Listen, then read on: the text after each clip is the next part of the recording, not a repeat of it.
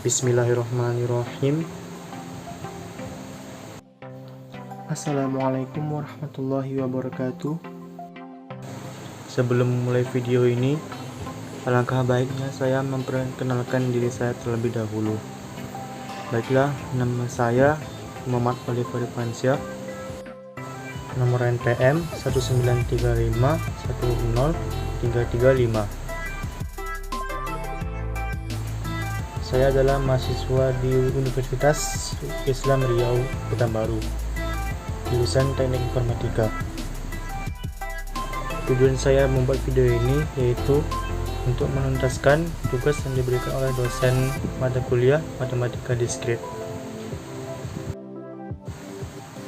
Dikarenakan pada saat ini telah terjadi bencana COVID-19 yang telah melanda dunia, maka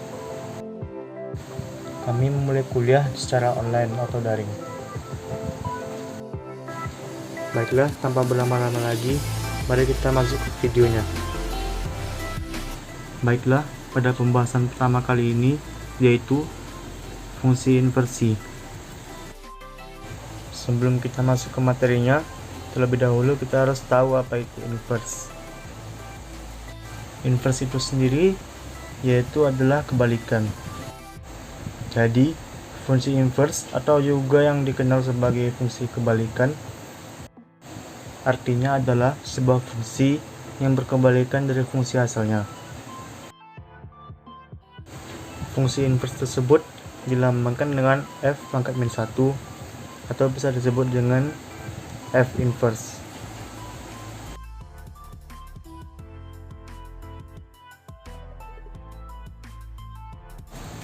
Sebelum mengetahui fungsi inverse, maka harus mengenali dahulu fungsi yang memiliki inverse. Fungsi fx akan memiliki inverse dengan syarat fx merupakan fungsi bijektif. Lalu apakah fungsi bijektif tersebut? Saya akan menjelaskannya lebih lanjut.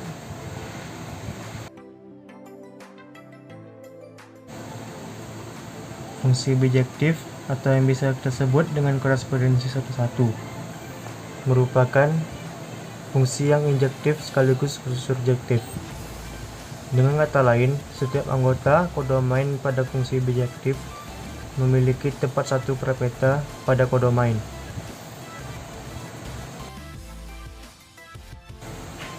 Pada fungsi bijektif antara dua himpunan berhingga, banyak anggota domain sama dengan banyak anggota kodomain. Baiklah, saya akan memasuki pada contoh soalnya.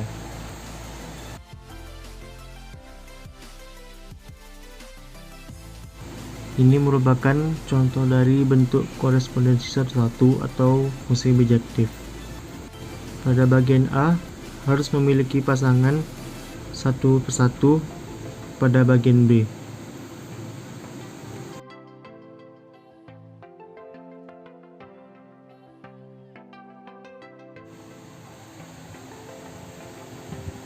Fungsi f a ke b disebut fungsi bijektif atau korespondensi 1,1 jika f adalah fungsi subjektif dan juga fungsi injektif sekaligus. Berdasarkan konsep tersebut, maka contoh pada di bawah ini merupakan fungsi bijektif. Bisa kita lihat di contoh.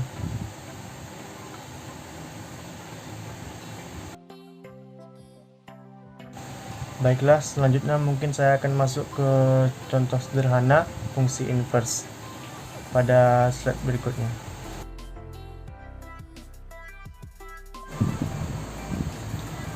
Baik, contoh sederhana dari fungsi inverse yaitu fx sama dengan x tambah 6. Kita ingat kembali bahwa arti inverse itu yaitu kebalikan. Jadi pada x tambah 6 diubah jadi x min 6.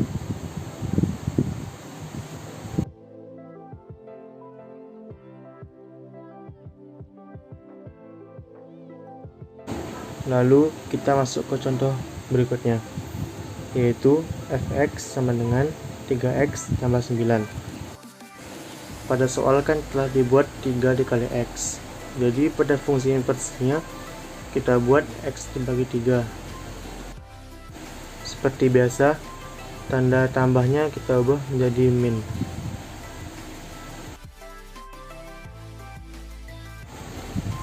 Lalu masuk ke contoh selanjutnya. Fx sama dengan 2x tambah 5 per 3x kurang 4. Jadi pada soal yang seperti ini, 2x dan min 4 nya kita tukar tempatnya. Tetapi karena inverse ini artinya kebalikan, jadinya min 4 menjadi plus 4 dan 2 menjadi min 2.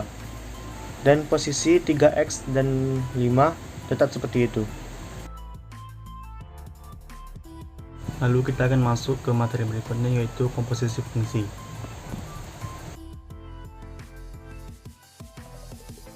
Komposisi fungsi merupakan suatu penggabungan dari operasi pada dua jenis fungsi fx dan gx sampai bisa menghasilkan fungsi baru.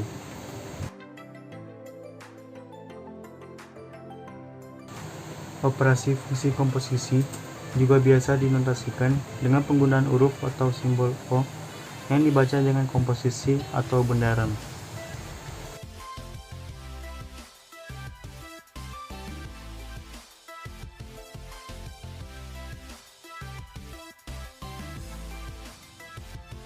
Fungsi baru yang dapat terbentuk dari fx dan juga gx yaitu f bundaran g dengan g dimasukkan ke f, lalu g bundaran f dengan f dimasukkan ke g.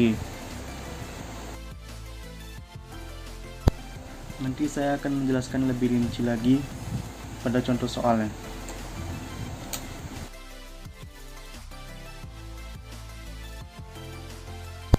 Dalam fungsi komposisi juga dikenal dengan istilah fungsi tunggal. Apa itu fungsi tunggal?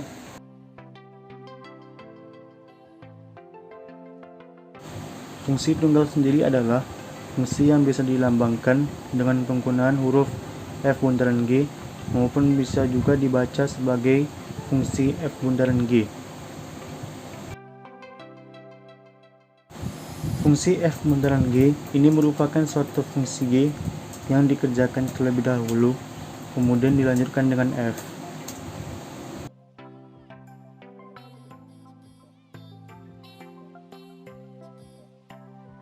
Sementara untuk fungsi GOF dibaca sebagai fungsi g bundaran f, sehingga GOF merupakan suatu fungsi dengan f dikerjakan terlebih dahulu daripada g.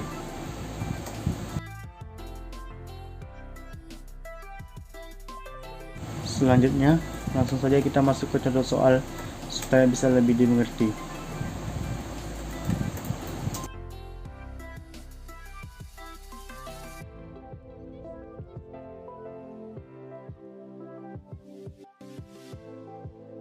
Baik, kita masuk ke contoh soalnya, yaitu fx sama dengan 3x tambah 5, lalu gx sama dengan 2x kurang 4. Lalu berapakah hasil f bundaran g dan g bundaran f? Mari kita cari.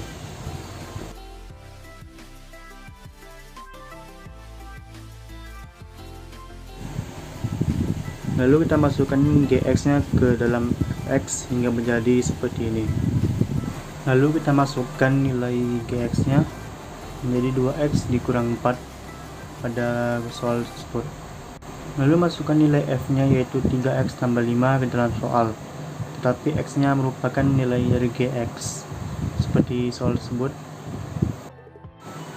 Lalu nilai 3-nya dikalikan ke dalam kurung, jadi 3 kali 2x, lalu 3 kali 4. Hasilnya akan menjadi 6x dikurang 12 plus 6. Lalu kita hitung min 12 tambah 6. Jadi hasil seluruhnya yaitu 6x dikurang 6. Lalu kita akan mencari dari g bundaran f. Seperti biasa, f-nya kita masukkan ke dalam g seperti nomor tersebut. Lalu fungsi g-nya kita masukkan ke dalam soalnya menjadi 2 dalam kurung 3x tambah 5 kurang 4. Lalu 2 nya dikalikan ke dalam kurung 2 kali 3x, dengan 2 kali 5. Hasilnya akan menjadi 6x tambah 10 dikurang 4. Lalu 10 kurang 4 hasilnya akan menjadi 6x tambah 6.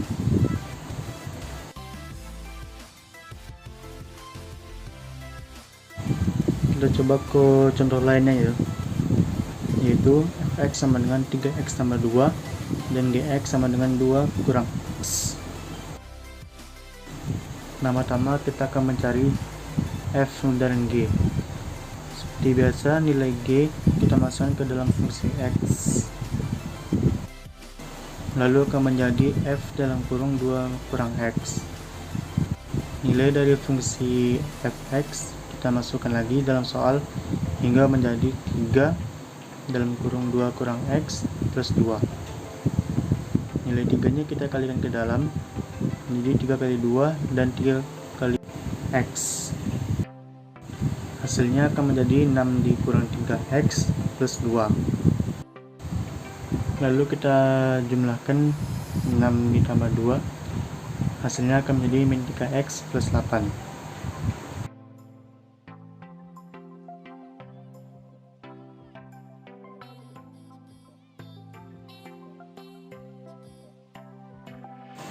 Lalu untuk mencari nilai G buntaran S sama seperti biasa yang telah kita bahas tadi, dengan memasukkan F pada fungsi G.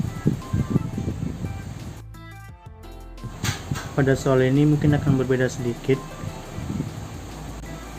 Seperti biasa kita masukkan nilai fungsi G pada soal menjadi 2 min dalam kurung 3x plus 2.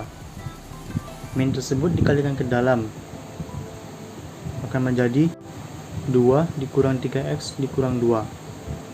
Hasilnya akan menjadi min 3x.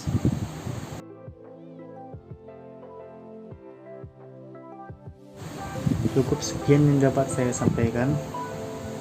Bila ada salah, ada kekurangan, saya mohon maaf. Dan semoga yang saya sampaikan ini dapat bermanfaat untuk kita semua.